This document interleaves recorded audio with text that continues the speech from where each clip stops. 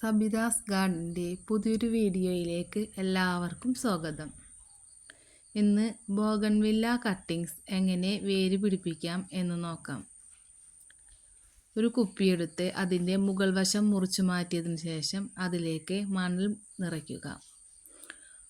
Bougainvillea കട്ടിങ്സിൻ്റെ ഇലകളും പൂക്കൾ വന്ന എല്ലാ ഭാഗങ്ങളും മുറിച്ചു മാറ്റിയതിന് ശേഷം അതിനെ അലോവേരയുടെ ജെല്ലിലൊന്ന് മുക്കി മണലിലേക്ക് കുത്തി വയ്ക്കുക.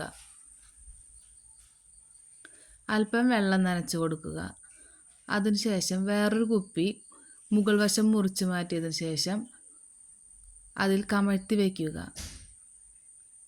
ഈ രീതിയിൽ തണൽ ഭാഗത്ത് വെച്ച് കഴിഞ്ഞാൽ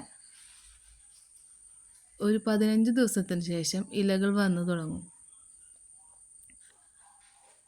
അങ്ങനെ ആ രീതിയിൽ മുളപ്പിച്ചെടുത്ത തൈകളാണ് ഇതെല്ലാം.